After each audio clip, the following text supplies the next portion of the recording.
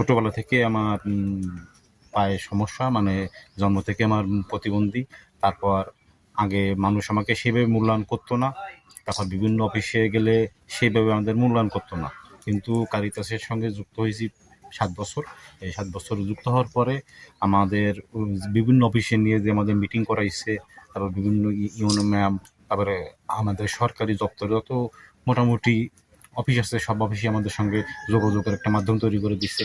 এখন আমরা যদি নিজেরাও যাই তাও আমাদের মূল্যায়ন করে। কিন্তু আগে আগে এই সমস্যাটা ছিল।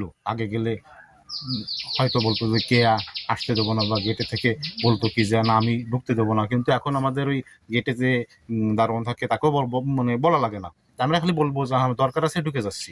তারা বাধা দিলেও আমরা ওইটা করি না, কারণ ওনাদের সঙ্গে আমার পরিচয়। যে অফিসে যাবো সে অফিসারদের সঙ্গে আমাদের পরিচয়। এইটা কিন্তু আমাদের কারিতাসের সঙ্গে থেকে হয়েছে। তারপর কারিতাস থেকে আমাদের সহযোগিতা করছে, কারিতাস থেকে আমাদের মুরগির সহায়তা করছে, দোকানের জন্য সহায়তা করছে। আর যদি সার্বিক দিক থেকে বলি তাহলে আমাদের ক্লাবে যারা প্রতিবন্ধী ভাতা পায়নি, তারপর বয়স্ক ভাতা পায়নি, তাদের জন্য সহযোগিতা করছে, যে তারা কিভাবে বয়স্ক ভাতা পেতে পারে সেই মাধ্যমগুলো তারা তৈরি করে দিছে। আমি বাবুল শিকদার, কালিকাবাড়ি 8 নং ওয়ার্ড থেকে। কারিতাসের 8টি ক্লাব আছে, 8টি ক্লাবের ভিতরে একটি ক্লাব হচ্ছে কালিকাবাড়ি সূর্যমুখী ক্লাব। এই সূর্যমুখী ক্লাবের আমি সেক্রেটারি পদে আছি।